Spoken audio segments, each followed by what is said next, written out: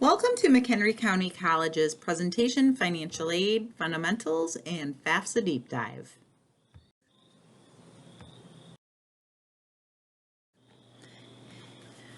Today we're going to be explaining what exactly financial aid is, how do you go about getting it, and then how to complete the FAFSA. What is financial aid? After a student completes the FAFSA, which stands for Free Application for Federal Student Aid, they're going to find out what type of aid they're eligible for. And there's several different types. We have gift aid. Gift aid is free money that you're not going to ever have to pay back. That comes in the forms of grants and scholarships. We have self-help aid. That is money that you're going to either have to pay back someday through school loans, or the WorkStudy Program, which is a job that you can have on or off campus. Some of the money earned through the WorkStudy Program can go right onto the tuition owed to the school. Otherwise, some schools work it where you earn money through a paycheck just like any other job. The next few slides, we're going to take a deep dive into these financial aid opportunities. We have grants. Remember, grants is that free money that you're not going to ever have to pay back. And we have several different types of grants. By completing the FAFSA, you're going to find out if you're eligible for the year-round Pell Grant. Currently, the maximum a student can be eligible for is $6,195. This money can go towards tuition, fees. You can use this financial aid in the bookstore to get your books. And it's good through earning your bachelor's degree. Even though the maximum is $6,195, that doesn't mean all students will be eligible for it. A couple factors come into it. Every answer that you put into the FAFSA is going to be formulated into a student need amount of financial aid. So that $6,195 is the maximum. But a student who completes the FAFSA might not qualify for all of it. They might only get $4,000. Whatever amount you are eligible for, that dollar amount is based on being a full-time student for the full year. So you would take that dollar amount and divide it in half. Half would be for fall semester, half would be for spring semester. The other factor that goes into play here is, are you a full-time student or a part-time student? Depending on the number of credits you are taking in your college semester will then also depend on how much of that Pell Grant you are awarded. Think of it this way. The more credits you take, the more of that Pell Grant you're eligible for. So as you decrease your credits, your Pell Grant dollar amount is also decreased. Remember though, it's not like you're losing out on this money. You're going to have through your bachelor's degree to be eligible for the Pell Grant.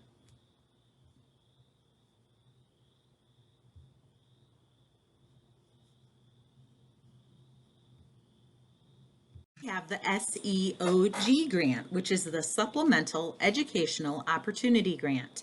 Every school sets their own dollar amount. It can be between $100 and $4,000. MCC's SEOG grant is worth $400 to those students who are eligible for it. That money can go towards tuition and fees. The Illinois State MAP grant is for tuition only, and I have their early deadlines. That early deadline is not a set date. What it means is the Illinois MAP grant is given out to students who are living in Illinois for at least a year and are going to an Illinois college. As students are applying for the FAFSA and they're eligible for the MAP grant, that MAP grant money is divvied out to those students. Once that MAP grant money is gone, because it is a limited funding educational award, students will not receive it any longer.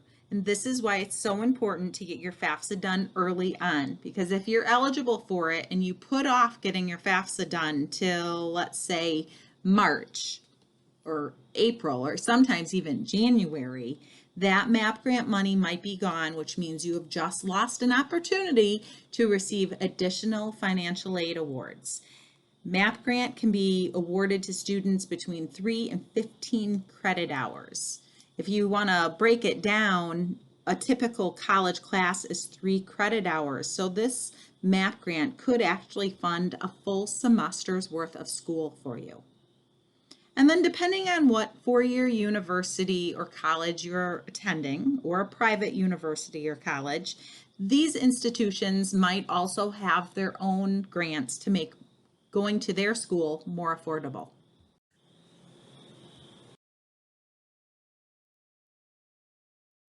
By completing the FAFSA, you'll be able to apply for scholarships. Most scholarships will require the FAFSA to be completed. The completed FAFSA will provide an unmet dollar amount, which will tell the financial aid office at your college or university how much funding you still need in order to go to school. Scholarships vary greatly. Please read the fine print for each individual scholarship to find out details and processes, guidelines, and requirements per specific scholarship opportunities.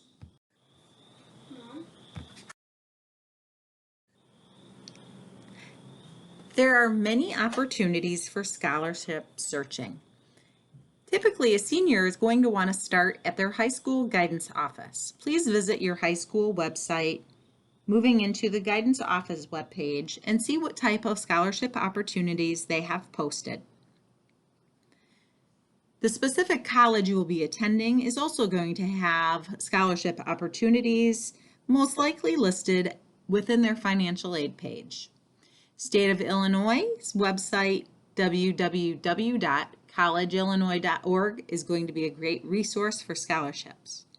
If the student is involved in any types of clubs or organizations, they might want to reach out to their advisor to see what type of opportunities there are for scholarships.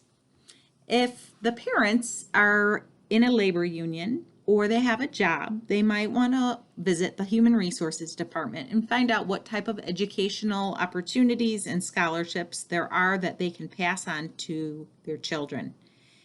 And the student, if you're a student and you're working, or perhaps you're part of a labor union, also do your research, find out if there's any scholarship opportunities within your employer or the union. And then you can also search online for scholarships. Just make sure to stick with the .org websites, not the .com. The .com websites typically give a lot of junk email to students when they sign up for them. And then, of course, MCC has many scholarship opportunities for students, ranging from small scholarships to full tuition paid scholarships, along with books and fees. We want to make sure that all students understand that there are scholarship opportunities out there for everyone. You do not need to be the top-notch student, 4.0 GPA, great athlete, involved in everything during high school to get a scholarship. We want to help everyone out, so we have scholarship opportunities for everyone.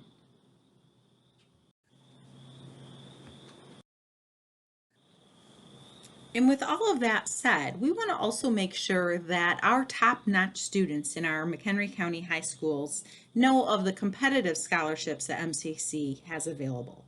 We have the Presidential Talent Scholarship. There are 5 offered, and these will cover tuition, fees, and books. We have the Board of Trustees Scholarship. We have 3 offered, and this will be a tuition waiver. Founding Faculty Scholarship, we also have 3 scholarships available, and this is also tuition waiver only.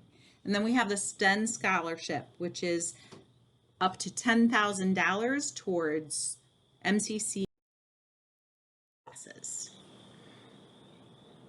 Scholarship application tips. Make sure that you never pay a fee. Never give out your Social Security number in a scholarship application. Apply for scholarships that you fit all of the criteria. Maintain a decent GPA during your high school years and then through college. Maintain relationships with advisors who are involved in different types of activities on campus, off campus. Volunteer. All of this work that you have put into developing yourself is going to make your scholarship application better than those students who haven't built those relationships. You're also going to need letters of recommendation. Now's a great time to make those relationships stick with the teachers that you are interacting with on a daily basis in high school. Or perhaps it's your supervisor at work, or maybe it's an advisor within a club or activity that you are involved with. Once you've completed the FAFSA, you have also just taken your first step into getting a student loan if you need one. There are several different types of student loans. We have the direct Stafford loan. We have two different types of direct Stafford loans. Depending on the information you put into the FAFSA, you might find out that you are eligible for a subsidized direct Stafford loan. This is when the Department of Education pays for the interest on your loan while you're in school. And then we also have the unsubsidized direct Stafford loan. These rates are going to vary year to year. This is our current rate, which can always change, but the unsubsidized loan is when the student is responsible for the interest on this loan. This is a student loan. The student must complete the FAFSA in order to get the direct Stafford loan.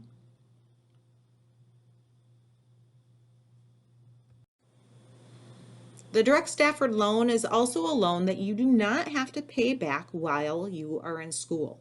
As long as you are taking at least 6 credit hours, you won't have to worry about paying this loan back. Now, you certainly can if you'd like to, or maybe you have the unsubsidized loan, you can pay the interest on the loan while you're in school.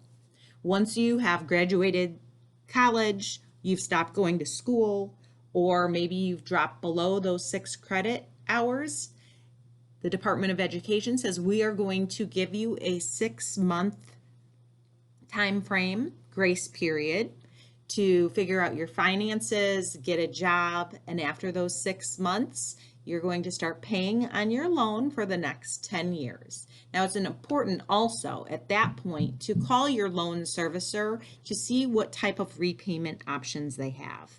Normally, they will give every student the default payment option, but there are so many different choices to help a student make those loan payments more affordable. It's really important to keep in touch with your loan servicer. There are also the Federal Perkin Loan, the Federal Parent Plus Loan, and then depending on which school you're going to, they might offer loan options. And then we have the alternative and private loans. As you see, as you go down this list of loan options, they get more expensive. The best idea is if you can keep just a direct Stafford loan, that will be the most affordable. Now you see that icon now and later. Please know that it's very easy to fall into overborrowing, and you're going to have to pay that money back someday. So make sure when you're taking that money out, you're also aware that someday you'll have to pay this money back. And the more money you take out, the more payment you're going to have each month after you're done with school. Ideally, you should be only taking out a loan that will pay for your tuition, your fees, and your books and supplies.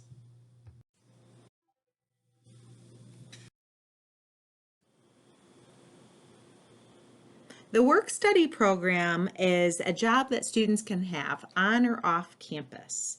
It's available for undergrads and graduate students. It typically pays at minimum wage. Students can work up to 20 hours a week. And depending on the school you go to, it's going to either be a paycheck just like any other job, or it's going to be money earned put onto your school's tuition bill. This work-study position is very flexible. It's an excellent opportunity for students who need to work. As semesters come and go and the student's school schedule changes, so does their work schedule. They are going to be surrounded by deans and directors and school staff and other students in the WorkStudy program that will provide a level of support that they would not necessarily get if they weren't working on campus. These people that they're going to be working with are going to be fantastic mentors for them, and they will also be able to serve as references when scholarship opportunities come about or possible other job opportunities. The RISE Act was recently created to give undocumented and transgender students an opportunity to be eligible for the MAP grant. The RISE Act is an alternative application for Illinois financial aid. It stands for Retention of Illinois Students in Equity. After completing the alternative application for Illinois financial aid, students will find out if they are eligible for the MAP grant. This could be between 3 and 15 semester credit hours given to a student who is eligible for the MAP grant.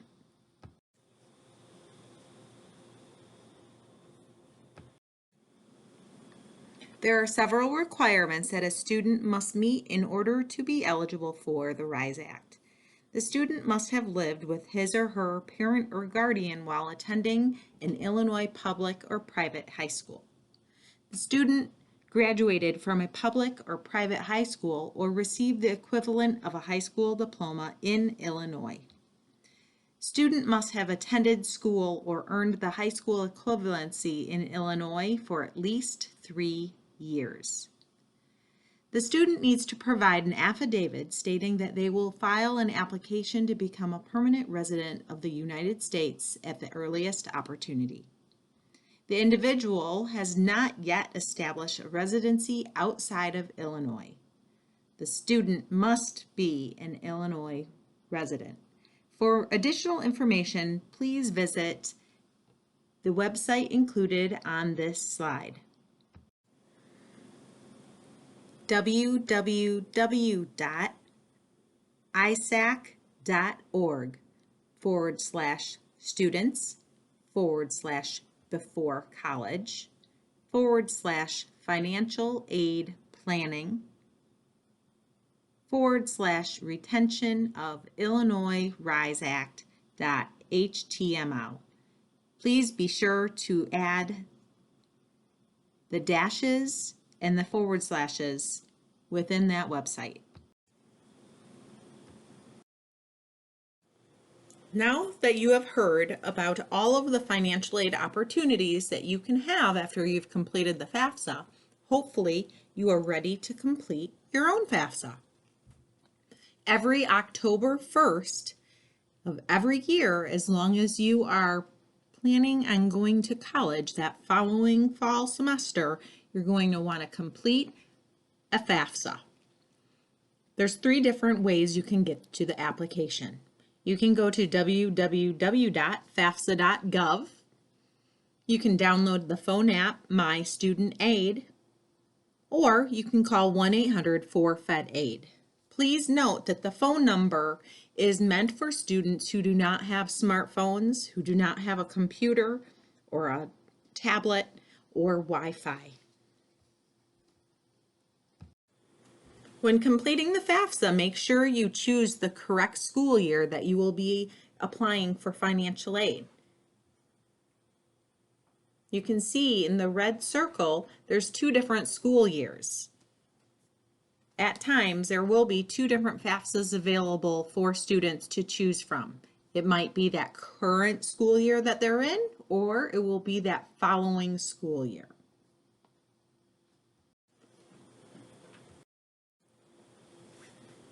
You may find that you need additional financial aid resources.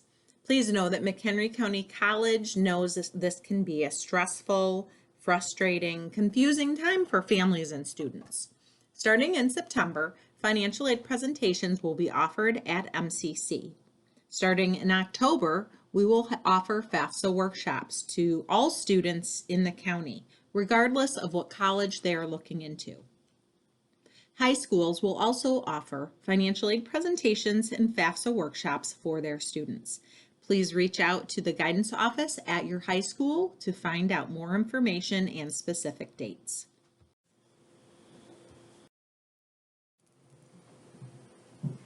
Please remember that McHenry County College is your community college. Please use us as a resource. We want to help everyone out with their financial aid questions, even if you aren't attending MCC. Please go to our website, www.mchenry.edu/financial aid. You will find a lot of different financial aid information there that might answer a lot of your questions without having to come to us. Please give us a call to schedule an appointment or talk to somebody over the phone at 815-455-8671. On behalf of McHenry County College, we thank you for your support. We cannot wait to see you on campus soon.